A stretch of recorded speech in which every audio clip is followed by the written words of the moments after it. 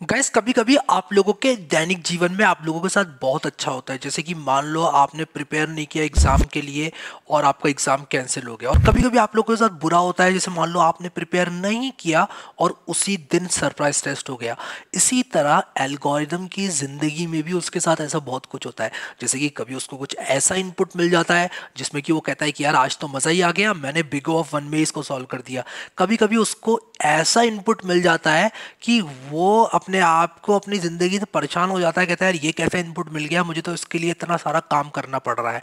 उसी तरह हमारे पास एल्गोरिदम को डिफाइन करने के लिए, एल्गोरिदम के जीवन में ये घटनाओं को डिफाइन करने के लिए बेस्ट केस, वर्स्ट केस और एक्सपेक्टेड केस होता है। क्या है ये सब और क्यों है ये सब और कैसे ये सब आज के इस वीडियो में हम देखेंगे। उसी के साथ साथ इस वीडियो में एक चीज और मैंने पैक करी है, लॉग की डेफिनेशन। अगर आपने ये वीडियो अंत तक देखा ना तो आपको पता चलेगा कि ये लॉग होता क्या है। आपने पढ़ा होगा log m to the power n is equal to n log m log log, but ये लॉग है क्या? आज का ये वीडियो इस चीज को भी बहुत अच्छी तरह से क्लियर करेगा कि लॉग क्या है। तो ये वीडियो अगर आपने पूरा देखा तो मैं इस बात की गारंटी ले सकता हूँ। बट मैं आप लोगों को primarily best case, worst case और एक्सपेक्टेड केस समझाना चाहता हूँ। ठीक है, तो सबसे पहले एक एल्गोरिदम का एग्जांपल लेना चाहूंगा। मैं यहाँ पर लिखूंगा एल्गो 1। एल्गोरिदम क्या होता है? कुछ स्टेप्स किसी प्रॉब्लम को सॉल्व करने के लिए। ये हमने देखा था बहुत ही पहले इस कोर्स में, बहुत ही अर्ली इन द कोर्स। अब यहाँ पर मैं क्या करूँगा, ये एल्गो 1 कुछ करेगा ना, मैं एक एरे बनाऊंगा। मैं कहूँगा कि यार मुझे एक एरे चाहिए। ये एरे क्या करता है? सबसे पहले इस एरे में है क्या? इस एरे में कुछ नंबर हैं, जैसे मान लो 1 2 3 9 24। और मान लो ये 1 और 3 ना होकर मतलब कोई भी नंबर है। आप मतलब इसको कंफ्यूज मत करना, 1 2 3 4 नहीं, ये बढ़ते क्रम में नंबर है। ये एक सॉर्टेड एरे है। इसका नाम रख देता हूँ, जैसे आपका नाम रखा है आपके पेरेंट्स ने, इसका नाम मैं रख देता हूँ। सबसे पहले मैं इसको लिख देता हूँ सॉर्टेड एरे, और इसका नाम मैं रख रहा हूँ ARR, अर। ठीक है, इसका नाम क्या है? अर। ठीक है, अब 1 5 7 9 और 24 इसके अंदर नंबर्स हैं। ये नंबर जो है ना इसके अंदर, ये बढ़ते क्रम में, देख लो आप खुद। अगर आपको थोड़ी सी भी गणित आती है तो आप इसको यहाँ पर पता लगा पाओगे कि ये बढ़ते क्रम में लिखे हुए हैं नंबर्स। अब मैं कहता हूं कि मैं एक नंबर दूंगा ए। क्या दूंगा? एक नंबर दूंगा ए। और मैं चाहूंगा कि आप मुझे बताओ कि क्या ये नंबर इस एरे में मौजूद है कि नहीं है। अब ए की वैल्यू अगर मान लो 8 है तो आपका आंसर क्या होगा? यस, यानी कि 1। अगर ए की वैल्यू, सॉरी, आपका आंसर नो होगा यार, क्योंकि नहीं है इसके अंदर। अगर ए की वैल्यू 9 है तो आंसर क्या होगा? आंसर होगा 0, 1 होगा। ध्यान ध्यान दो यहाँ पर। ठीक है, तो इसका आंसर 1 क्यों होगा? क्योंकि 9 इसमें मौजूद है। आप लोग ध्यान लगाओ यहाँ पर, आप लोग को पूरा ध्यान लगाना पड़ेगा। ये कोर्स ही ऐसा है, ये वीडियो ही ऐसा है, ये टॉपिक ही ऐसा है। ए 8 है, मौजूद नहीं है तो 0, मौजूद है तो 1, एंड सो ऑन। ठीक है, तो मैं ए की किसी भी वैल्यू के लिए रन कर सकता हूं इस एल्गोरिदम को, और इस एल्गोरिदम से एक्सपेक्ट करूंगा कि ए एल्गोरिदम मुझे बता कि क्या ये नंबर इस एरे में है कि नहीं। एल्गोरिदम कहेगा ठीक है हैरी भाई, बताता हूं। तो ये कैसे बताएगा? अब इसको भी तो कुछ करना पड़ेगा ना, कोई जादूगर तो है नहीं एल्गोरिदम, नहीं है जादूगर। ठीक है, तो बताता हूँ ये क्या करेगा। एल्गो 1 एक बहुत ही मासूम इंसान है। जैसे होते हैं ना गली में कुछ बच्चे होते हैं कि उनको जब क्रिकेट चल रहा होता है तो आप उनको जो है फील्डिंग करा देते हो, और जब खो खो खेल रहे होते हैं तो पोल बना देते हो उनको। तो उस तरह का है एल्गो 1। ठीक है, तो बहुत ही सीधा इंसान है, ज़्यादा दिमाग नहीं लगाता। ये क्या करेगा? ये कहता है चलो ठीक है, अगर मुझे बताना है कि ए इस एरे में मौजूद है कि नहीं, तो मैं क्या करूँगा कि इसको सारे एलिमेंट से एक एक करके कंपेयर करना स्टार्ट कर दूंगा। ठीक है, इसको इससे कंपेयर करूंगा, फिर इसको इससे कंपेयर करूंगा, फिर इसको इससे भी कंपेयर करूंगा, और ए को इससे भी कंपेयर करूंगा। जब तक सबसे कंपेयर ना कर लूं मैं, ये एल्गोवन कहेगा कि मैं कंपेयर करता ही रहूंगा। ठीक है, तो अगर इसका साइज n है, अगर एरे का साइज n है, ठीक है, ध्यान रखना, मेरी बात ध्यान से सुनना, थोड़ा सा दिमाग लगेगा यहाँ पर। एरे का साइज अगर n है तो ये एल्गोरिथम कितने कंपैरिजन करेगा बताओ? ये करेगा n कंपैरिजंस। और कब करेगा n कंपैरिजंस? जब इसको वो नंबर नहीं मिलेगा। हो सकता है उसको दूसरे कंपैरिजन में मिल जाए नंबर, हो सकता है उसको तीसरे कंपैरिजन में मिल जाए नंबर। अगर उसको नंबर मिल जाता है एरे के अंदर तो वो वहीं पर रुककर बता देगा कि भाई हाँ नंबर मौजूद है, ठीक है, तो वो नंबर बता देगा। अब यहाँ पर एक एक करके सबसे कंपेयर कर रहा है। अब क्या ये बेस्ट वे है इस काम को करने का? ऑब्वियसली नहीं, क्योंकि एल्गो वन एक बहुत सीधा इंसान है, इसके पास ज़्यादा दिमाग नहीं है, तो वो सब नंबर से कंपेयर कर दे रहा है, ठीक है। तो एल्गो वन यहाँ पर मैंने लिखा, बट एल्गो वन की जिंदगी में अगर लक चल रहा है, क्या चल रहा है? अगर लक चल रहा है, किस्मत उसकी अच्छी चल रही है, उसके किस्मत का पासा जो है अच्छा घूम रहा है, तब क्या होगा कि उसको पहले यहाँ पर एरे के एलिमेंट में ही वो नंबर मिल जाएगा। अगर ये लकी एल्गो वन तो उसको a इज इक्वल टू 1 मिल जाएगा, और वो पहले कंपैरिजन में ही बता देगा कि हाँ ये मौजूद है। एक कंपैरिजन में जहाँ उसे मे बी 1 2 3 4 5 कंपैरिजन करने पड़ते, वहां उसने एक कंपैरिजन में बता दिया। तो अगर मैं कहूं कि एल्गो वन का बेस्ट केस रन टाइम क्या है, तो मैं लिखूंगा बेस्ट केस कॉम्प्लेक्सिटीज की क्या है। तो कितने कंपैरिजन कर रहा है? एक कंपैरिजन कर रहा है बस, ठीक है, तो वो कांस्टेंट है, ठीक है, बिग ऑफ वन। क्योंकि उस केस में जो टाइम लगेगा वो क्या लगेगा? मान लो एक कंपैरिजन में k टाइम लगता है, ठीक है, मैं मान रहा हूं कि एक कंपैरिजन करने में k टाइम लगता है, तो इसको कितना टाइम लगेगा? k टाइम लगेगा फॉर एरे ऑफ साइज मान लो 2। अब मैं कहूं एरे ऑफ साइज 20 के लिए कितना टाइम लगेगा? भाई उतना ही लगेगा, एक ही तो कंपैरिजन कर रहा है वो, इसको कितना ही बड़ा कर लो एरे को। तो एरे का साइज जैसे जैसे ग्रो हो रहा है वैसे वैसे इसको कुछ फर्क ही नहीं पड़ रहा है एल्गो वन के बेस्ट केस को, वो तो उतना ही टाइम ले रहा है। कह रहा है भाई पहले भी मैं एक ही एलिमेंट कंपेयर कर रहा था, अब भी एक ही करूंगा, क्योंकि यार ये एक ऐसा एलिमेंट कंपेयर कर रहा है जो कि एरे में पहला एलिमेंट है, यानी कि ये जो एलिमेंट है यहां पर वही कंपेयर हो जा रहा है, तो इसको तो कुछ मेहनत करने की जरूरत ही नहीं पड़ी ना, एक कंपैरिजन में इसने जवाब दे दिया। तो ये इसकी किस्मत अच्छी चल रही थी एल्गो वन की, समझे। अगर एल्गो वन की किस्मत अच्छी चल रही है तो उसको टाइम लगा के, तो मैं यहाँ पर लिख दूंगा t is equal to K, ठीक है, T N is equal to K, यानी कि n पे डिपेंड ही नहीं कर रहा है। 10 एलिमेंट का एरे को ले लो, एक एलिमेंट के एरे को ले लो, 1000 एलिमेंट के एरे को ले लो, 10,000 एलिमेंट के एरे को ले लो, कितने भी बड़े एरे को ले लो, उसको एक ही कंपैरिजन करना है, क्योंकि पहला वाला एलिमेंट ही तो सर्च कर रहा है वो। अब एल्गो वन की चल गई किस्मत थोड़ी सी खराब, आज तक उसका लक अच्छा चल रहा था, अब उसकी किस्मत खराब चल गई। उसको मैं कहूंगा कि अगर एल्गो वन तेरी किस्मत सबसे खराब है, तू वर्स्ट केस में बता तू कितने कंपैरिजन करेगा और तेरी कॉम्प्लेक्सिटी क्या होगी। तो टाइम कितना लगेगा? एन के क्यों? इससे भी कंपेयर करेगा, इससे भी करेगा, इससे भी करेगा, इससे भी, इससे भी। 1 2 3 4 5 एलिमेंट के लिए 5 के कंपैरिजन होंगे, 6 एलिमेंट के लिए 6 के कंपैरिजन होंगे, 7 एलिमेंट के लिए 7 के कंपैरिजन, 8 एलिमेंट के लिए 8 के कंपैरिजन, 10 एलिमेंट के लिए 10 के कंपैरिजन, 1000 एलिमेंट्स के लिए 1000 के कंपैरिजन, n एलिमेंट के लिए n के कंपैरिजन। तो कितनी हुई time complexity? Big of n, constant eliminate करके बिग ऑफ n, ठीक है। देखो n के प्रोपोर्शनल है, बिग ऑफ n कर दिया मैंने इसको, ठीक है। तो बेस्ट केस में big of one, worst case में बिग ऑफ n, ठीक है। बेस्ट और वर्स्ट केस पॉसिबिलिटी मैंने आपको इसकी बता दी। इससे बुरा तो इसके साथ नहीं हो सकता ना कि इसको 24 सर्च करना पड़ जाए इस एरे में, 1 2 3 4 5 कंपैरिजन करने पड़ जाए। इससे बुरा क्या हो सकता है इसकी जिंदगी में? बुरे से बुरा भी होगा तो उसको ये एलिमेंट मिल जाएगा सर्च करने को, ठीक है। तो बुरे से बुरी कॉम्प्लेक्सिटी भी इसकी बिग ऑफ n है, ठीक है, कूल। अब बताता हूं एक बहुत इंपॉर्टेंट बात, इसका क्या होगा, ये कैसे निकालोगे? एक्सपेक्टेड केस पहली बात होता क्या है, बेस्ट समझ में आता है, वर्स्ट समझ में आता है। ये एक्सपेक्टेड केस या एवरेज केस क्या होता है मैं बताता हूं क्या होता है। जो एवरेज केस कॉम्प्लेक्सिटी है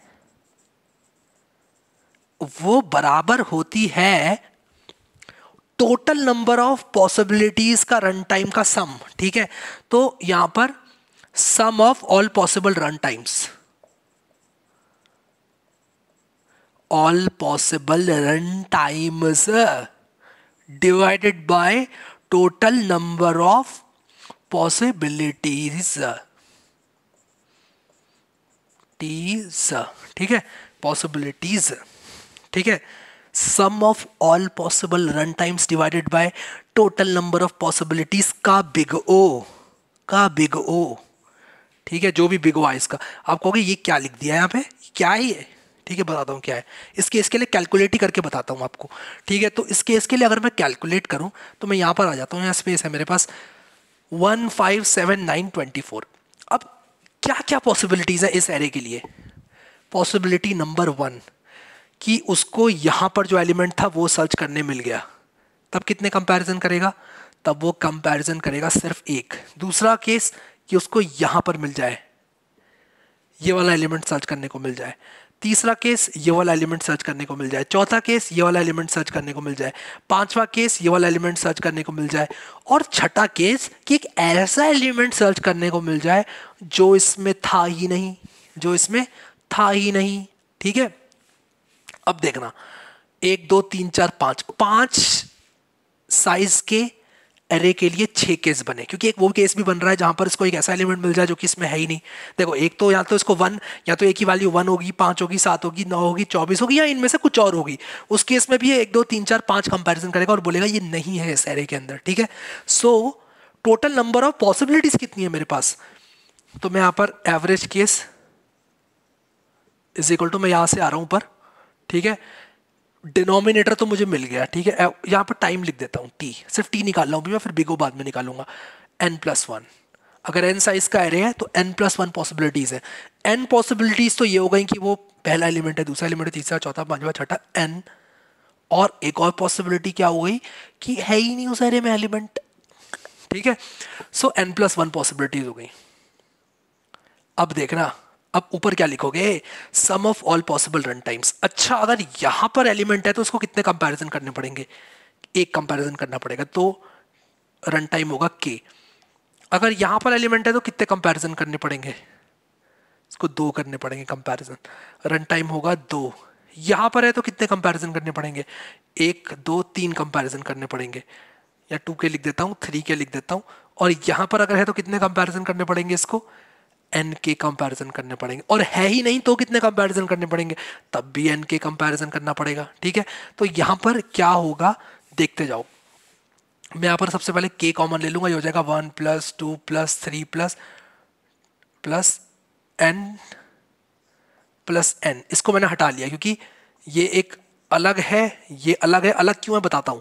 ये तो 1 2 3 4 5 6 7 8 9 10 करके n तक जा रहा है, और ये एक और मैंने अलग से जोड़ा है क्योंकि एक केस वो भी तो हो सकता है जब एलिमेंट है ही नहीं एरे के अंदर, एक वो भी तो केस लिखना पड़ेगा, तो वो केस भी लिख दिया मैंने यहाँ पर।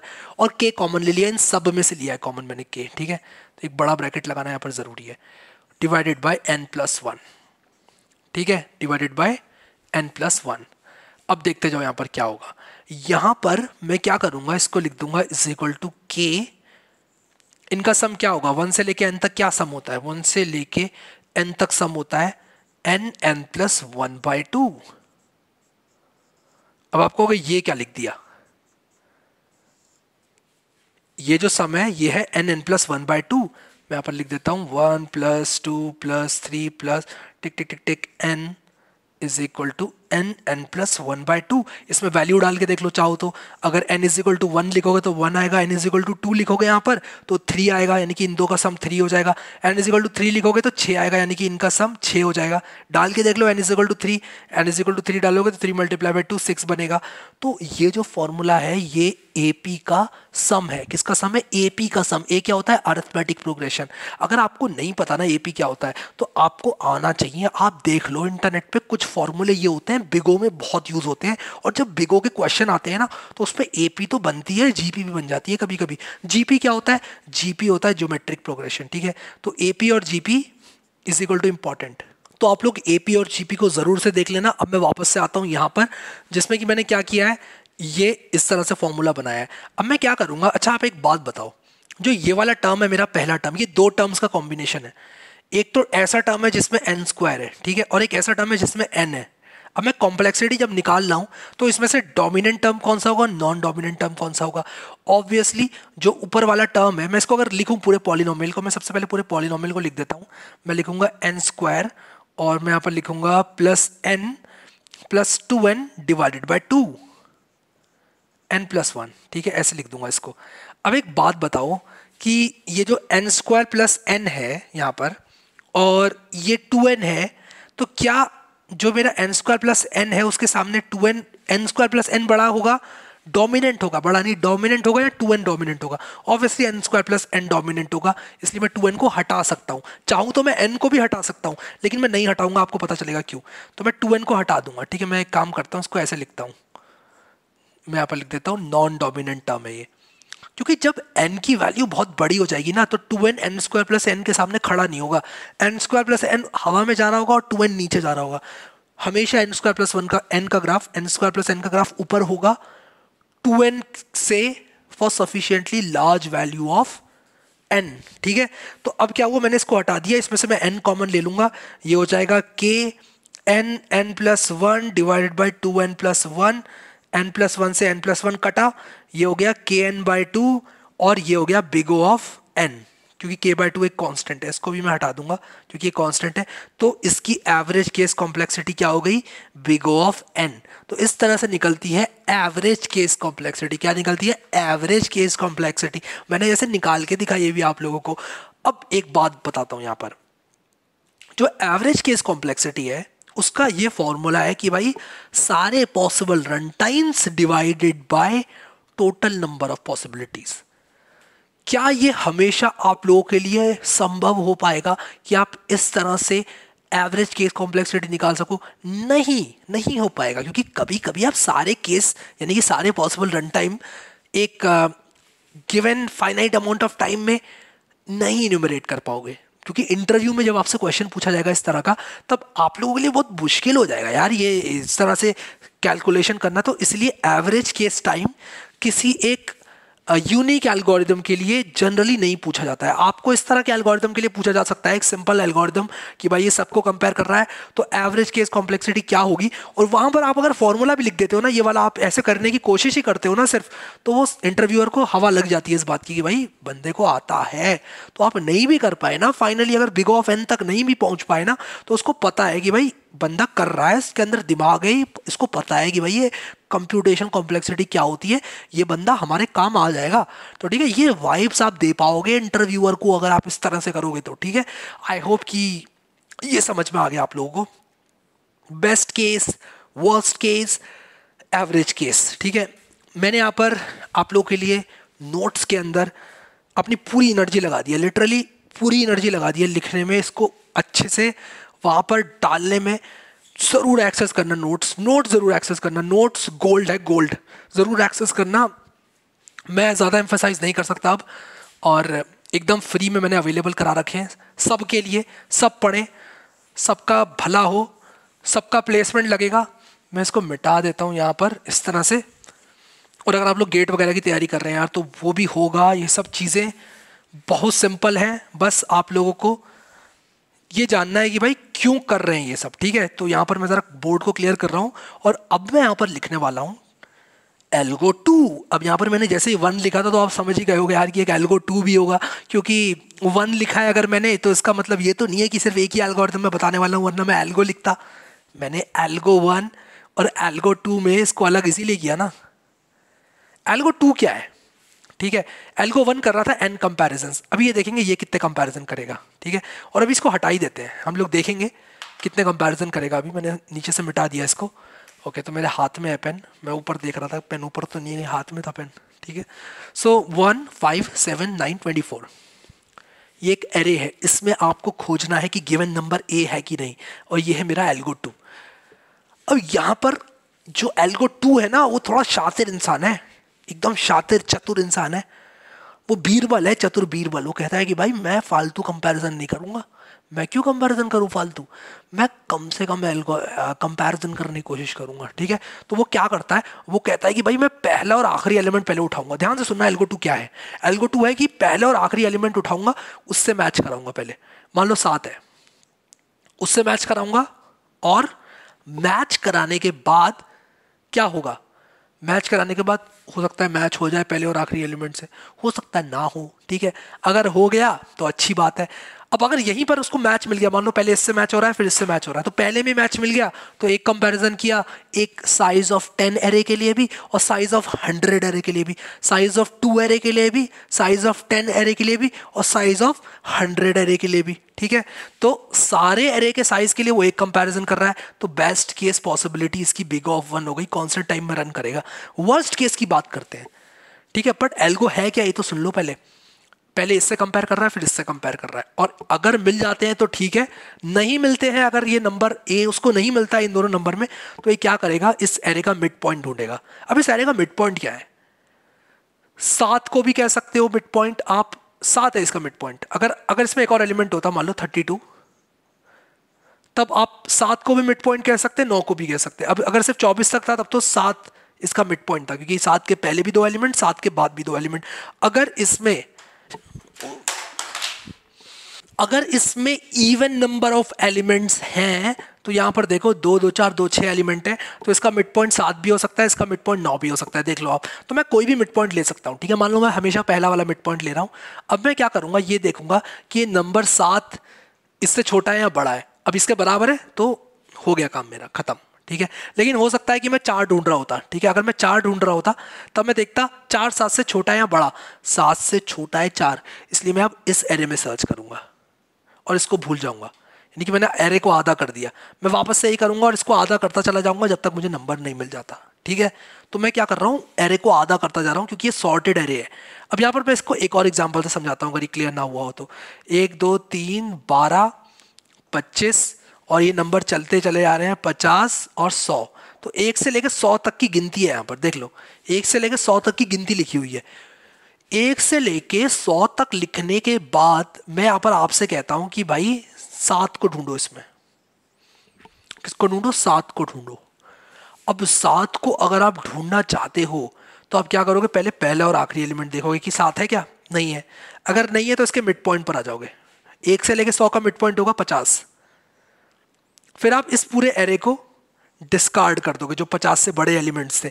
अब आप कहोगे इसके अंदर ही होगा यार, क्योंकि 7 तो 50 से छोटा है ना, तो इसके अंदर ही होगा। फिर आप फिर से इसको आधा करोगे, फिर आ जाओगे आप 25 पे और इसके बाद वाले एरे को डिस्कार्ड कर दोगे। फिर आप क्या करोगे, वापस से मिड पॉइंट पर आओगे और बाकी इस वाले एरे को डिस्कार्ड कर दोगे, क्योंकि 12 से बड़ा तो नहीं होगा, 12 के आगे तो होगा नहीं, 7 12 के अंदर ही होगा। फिर आप वापस से वही काम करोगे, इसके अंदर ढूंढोगे और इवेंचुअली आपको 7 मिल जाएगा। ठीक है, तो आपने यहाँ पर कितने कंपैरिजन किए, 1 2, फिर उसके बाद आपने किए 3 4, आप गिन लेना, बहुत कम कंपैरिजन किए। अगर आप एल्गो 1 यूज करते तो 100 कंपैरिजन करते, या आप करीब 5 6 7 कंपैरिजन करोगे। तो ये एल्गोरिदम काफी बेटर है पहले वाले एल्गोरिदम से। ठीक है, इसकी वर्स्ट केस कॉम्प्लेक्सिटी क्या है, बेस्ट केस कॉम्प्लेक्सिटी तो उसकी भी बिग ऑफ 1 थी, इसकी भी बिग ऑफ 1 है, तो इसकी वर्स्ट केस कॉम्प्लेक्सिटी इसकी बेटर होगी। ठीक है, ये बात तो दिख रही है मुझे यहाँ पर। लेकिन क्या होगी वर्स्ट केस कॉम्प्लेक्सिटी, देखो आप यहाँ पर कितने कंपैरिजन करोगे, 100 एलिमेंट्स के लिए कितने कंपैरिजन कर रहे हो आप तब तक इसको तोड़ते जा रहे हो जब तक ये खत्म ना हो जाए, ऐसा समझ लो। ठीक है, आप एक एरे को तब तक हाफ करते जाओगे जब तक वो खत्म ना हो जाए। वर्स्ट केस में अगर आपकी किस्मत खराब है तो, उसको आप आधा ही करते रह जाओगे जब तक आपको एलिमेंट ना मिले, और जब खत्म होने वाला होगा एरे तब आपको एलिमेंट मिलेगा। ये आपका वर्स्ट केस होगा। और बेस्ट केस तो बता ही दिया मैंने आपको, पहले या आखिरी में से मिल जाए आपको। ठीक है, तो वर्स्ट केस की अभी बात कर रहे हैं। और वर्स्ट केस में पता है क्या होगा, वर्स्ट केस में आप इसको आधा करते चले जाओगे। अच्छा एक मुझे बात बताओ, आप 100 को कब तक आधा करते रहोगे कि वो उसको फिर आप और आधा ना कर पाओ, यानी कि वो करीब 1 के बराबर हो जाए। आप 100 को कब तक आधा करते रहोगे, 100 को छोड़ो, आप 8 को कब तक आधा करते रहोगे कि वो उसके बाद आप उसको आधा ना कर पाओ। ठीक है, 8 को आप एक बार आधा करोगे वो हो जाएगा 4, आप एक और बार आधा करोगे वो हो जाएगा 2, फिर आप 2 को भी आधा करोगे वो हो जाएगा 1। ठीक है, उसके बाद तो आप आधा नहीं कर सकते, 1 को क्या आधा करोगे, आप 1 को तो नहीं कर सकते आधा, तो 1 2 3, तो 8 का क्या हो गया, 8 का हो गया 3। आप 8 को कितनी बार आधा कर सकते हो, वो हो गया 3। अच्छा चलो 16 को कितनी बार कर सकते हो, 16 को एक बार करोगे, 2 बार करोगे, 3 बार करोगे, 4 बार करोगे, तो 16 को आप 4 बार कर सकते हो। ठीक है, 2 को कितनी बार कर सकते हो, 2 को कर सकते हो एक बार बस, उसके बाद क्या ही करोगे, 2 को डिवाइड कर दोगे 2 से, फिर उसके बाद 1 हो जाएगा, फिर क्या तोड़ोगे 1 को।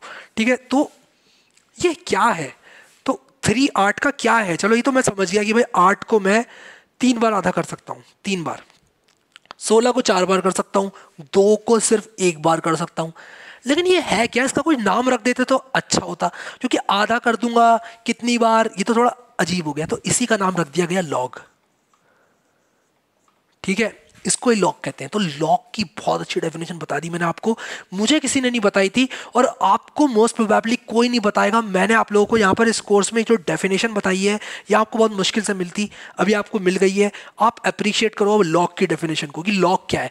और मैंने नोट्स में बहुत अच्छे से लिखा हुआ है, नोट्स आपको मिल जाएंगे, तो टेंशन तो लेना मत कभी भी। 8 का 3, 16 का 4, 2 का 1 क्या है, लॉग है। लॉग ऑफ 2 1 होता है, तो मैं यहाँ पर लॉग लिख सकता हूँ। लॉग ऑफ 16 4 है, लॉग ऑफ 8 3 है। आप इसको 2 टू द पावर 3 लिखो, 3 को इधर ले लो, ये आपने पढ़ा है लॉग में, अगर आपने मैथ्स पढ़ी होगी तो आप एक एरे को इतनी बार आधा करो कि वो खत्म हो जाए, उसे क्या कहते हैं? कितनी बार कर पाओगे आप आधा? लॉग n बार कर पाओगे। तो इसलिए इसका वर्स्ट केस कॉम्प्लेक्सिटी क्या है?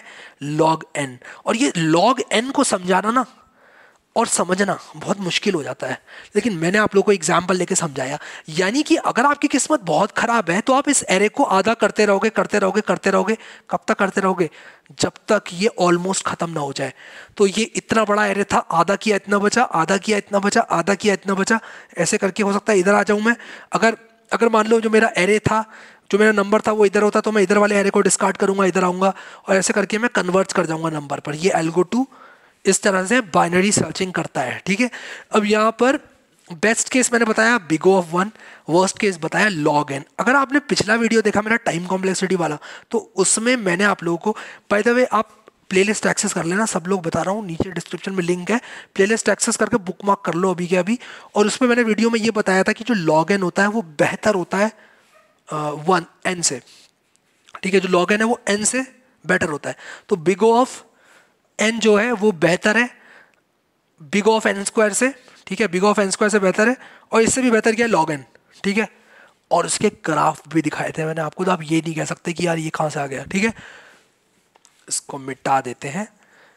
और मैंने यहाँ पर आप लोगों को जो है बहुत अच्छी तरह से आई होप समझा दिया। लॉग को, लॉग समझना बहुत मुश्किल हो जाता है कि भाई ये log n कहाँ से आ गया, लॉग क्या होता है, कैसा लॉग, कौन लॉग, मैं किसी लॉग को नहीं जानता। अब आप जानते हो, अब नहीं कह सकते ये आप, क्योंकि मैंने आपको बता दिया है कि log ऑफ n का मतलब n को कितनी बार आधा करूं कि वो खत्म हो जाए, ऑलमोस्ट खत्म हो जाए। तो log क्या होता है?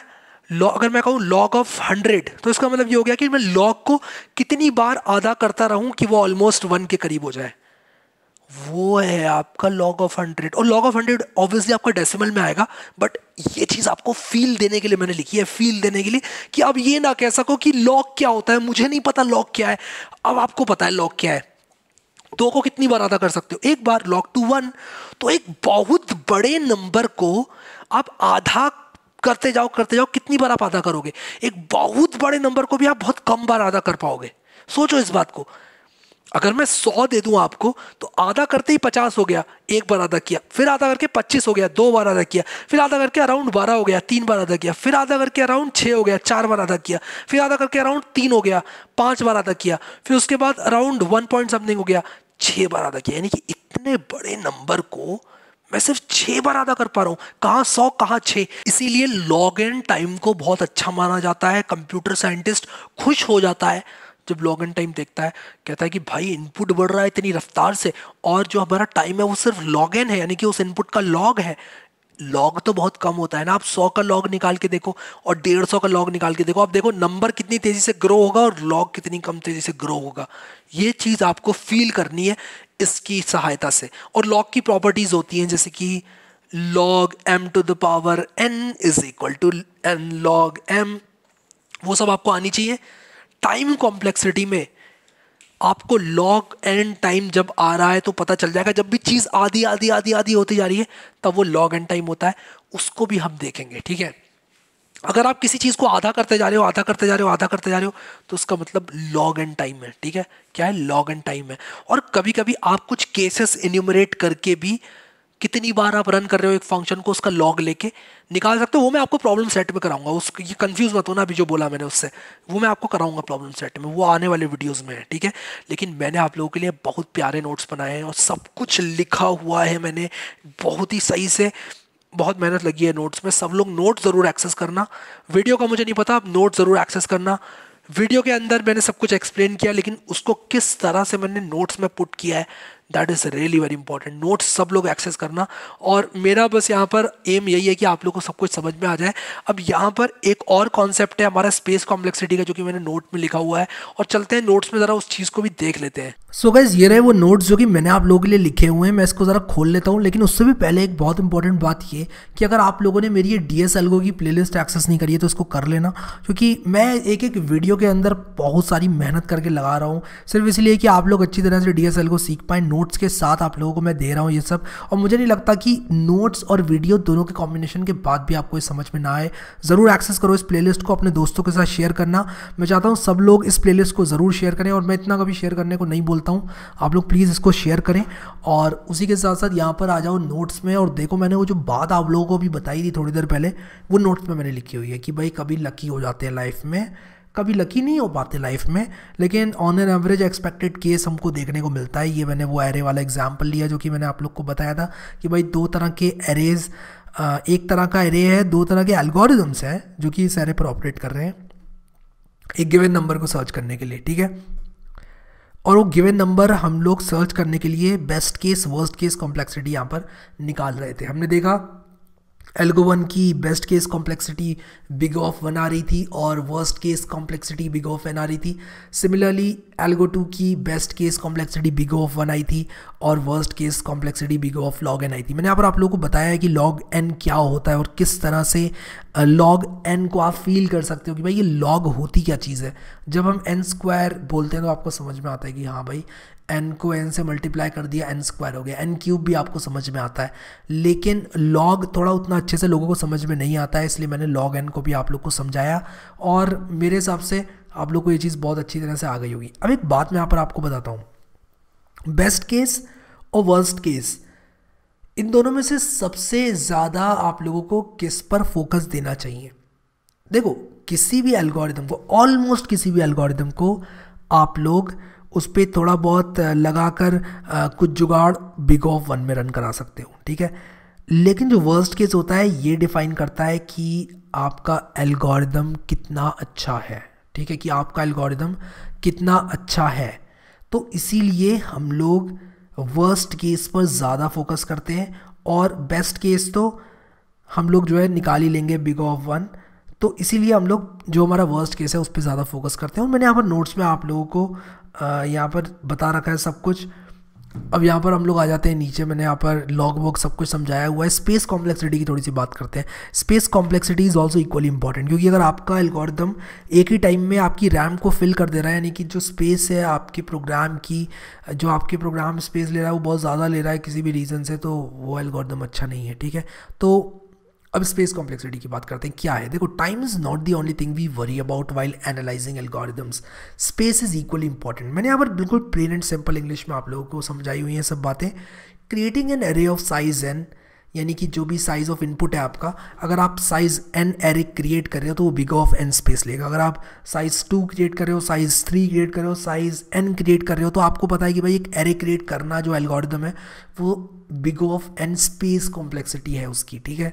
अब यहाँ पर if a function calls itself recursively n times its space complexity big of n। अब इसकी यहाँ पर आप लोगों को एक यहाँ पर बात बताना चाहता हूँ कि जो बिग होता है वो इनपुट के साथ किस तरह से स्पेस बढ़ेगी। यानी कि एक एल्गोरिदम है, उसको मैंने एक इनपुट दिया तो क्या उसका हल होगा, 2 इनपुट दिया तो टाइम का क्या हल होगा, 3 इनपुट दिया तो क्या टाइम का हल होगा, और उसी के साथ साथ 100, 200, 400, 500 मैंने इनपुट दिया तो उसकी स्पेस कितनी लेगा। तो उस स्पेस का ग्राफ जो है वो उसका अप्रॉक्सीमेशन है स्पेस कॉम्प्लेक्सिटी। जैसे कि टाइम का हमने जो ग्राफ था वो देखा था, टाइम कॉम्प्लेक्सिटी है, उसी तरह स्पेस का जो ग्राफ है वो स्पेस कॉम्प्लेक्सिटी है। Creating an array of size n, यानी कि अगर आप साइज n का एरे क्रिएट कर रहे हो तो वो big of n space complexity लेगा। If a function calls itself recursively n times its space complexity is big of n, यानी कि big of n space complexity उसकी हो जाएगी अगर वो अपने आप को कॉल कर रहा है रिकर्सिवली n टाइम्स, ठीक है। देखो, अगर आप एक फंक्शन को, जैसे फैक्टोरियल फंक्शन है हमारा, मैंने यहाँ पर एक क्विक क्विज बनाई हुई है, calculate space complexity of a function which calculates factorial of a given number n। तो अगर मान लो आप किसी नंबर का फैक्टोरियल बना रहे हो, ठीक है, तो आपकी जो स्टैक है, मैंने आप लोगों को बताया था जो मेमोरी है वो आपकी स्टैक, हीप और उसी के साथ साथ इनिशियलाइज अनइनिशियलाइज सेगमेंट और कोड सेगमेंट में डिवाइडेड होती है। ये हमारा जो लेक्चर 1 था उसमें देखा था हमने अच्छे से। यहाँ पर मैं क्या करूँगा कि स्टैक को बनाऊँगा। तो मैं कह रहा हूँ कि जो स्टैक थी वो हमारी क्या कर रही है, मान लो n आपने कॉल किया तो ये क्या करेगी, फैक्टोरियल n कैलकुलेट करने के लिए आपने कहा कि मुझे फैक्टोरियल n कैलकुलेट करके दो। तो जो फैक्टोरियल फंक्शन है जो कि रिकर्सिवली रन होता है, आप किस तरह रन करते हो फैक्टोरियल फंक्शन को। अगर मैं आपको फैक्टोरियल 4 पकड़ाऊँ तो आप कहोगे 4 इंटू फैक्टोरियल 3, फिर आप कहोगे 3 इंटू फैक्टोरियल 2, फिर आप कहोगे 2 इंटू फैक्टोरियल 1। तो क्या होगा, सबसे पहले आपका एक टाइम में स्टैक में एक स्टैक बनेगी फैक्टोरियल n की, उसके अंदर आपने रिकर्सिवली कॉल किया हुआ है किसको, n-1 को। तो क्या होगा यहाँ पर n-1 के लिए कॉल होगा। एंड कब तक ये कॉल होता रहेगा, ये तब तक होता रहेगा जब तक कि 1 ना आ जाए यहाँ पर, यानी कि बेस केस ना आ जाए। तो आप एक टाइम में कितने यहाँ पर स्टैक बना रहे हो फैक्टोरियल फंक्शन के, 1 2 3, 3 स्टैक बना रहे हो आप, 3 स्टैक फ्रेम्स बन रहे हैं इसके, या फिर एक्टिवेशन रिकॉर्ड भी जिसको बोलते हैं वो बन रहे हैं। जितने भी बड़े नंबर का फैक्टोरियल निकालोगे उतने एक्टिवेशन रिकॉर्ड बनेंगे।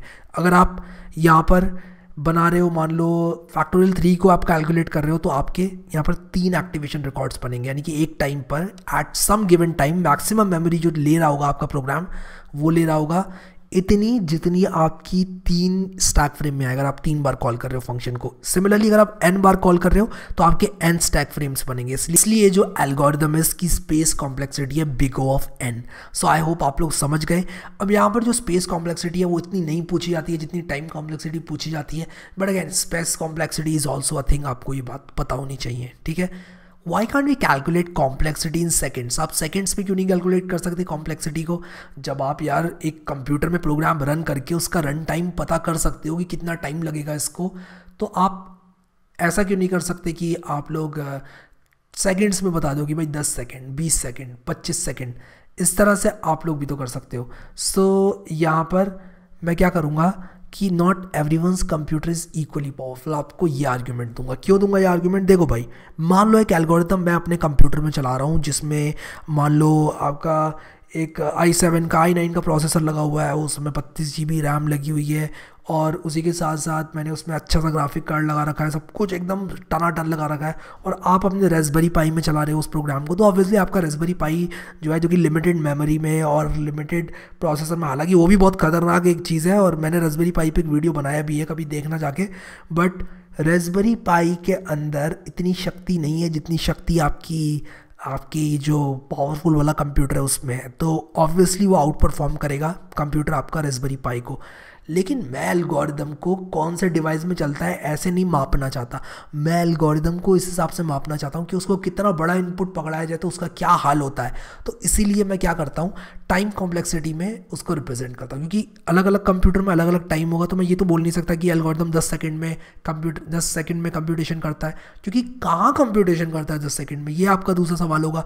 इसलिए मैं ग्रोथ को यहाँ पर मेजर करता हूँ। तो देखो, asymptotic analysis is the measure of how time grows with input. आपका इनपुट जैसे जैसे बढ़ता जा रहा है, आपका टाइम किस तरह बढ़ेगा, कितना बढ़ेगा, तो वो है एसिम्प्टोटिक एनालिसिस।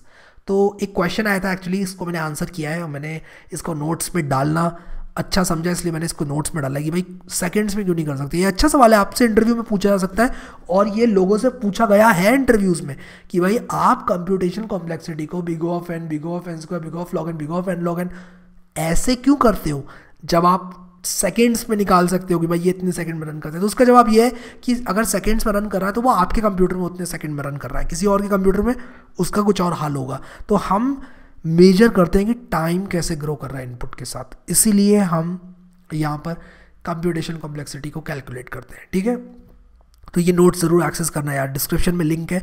मुझे नहीं मालूम कि क्यों लोग कमेंट करते हैं कि कहाँ है नोट्स, मैं आपको बार बार बता रहा हूँ, डिस्क्रिप्शन में पिन कमेंट में कहीं ना कहीं आपको मिल जाएंगे नोट्स।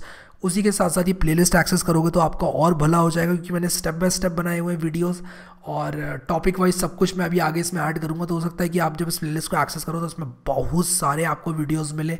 तो मैं यहाँ पर और वीडियोस ऐड कर रहा हूँ विद टाइम, आप लोग वेट करो थोड़ा, वीडियोस आप लोग को मिल जाएंगे बहुत सारे इस प्लेलिस्ट में, इसको एक्सेस ज़रूर कर लेना। और मैं आप लोगों से फिर से रिक्वेस्ट करना चाहता हूँ कि प्लीज़ इस प्लेलिस्ट को शेयर कर दें अपने दोस्तों के साथ जितना हो सके।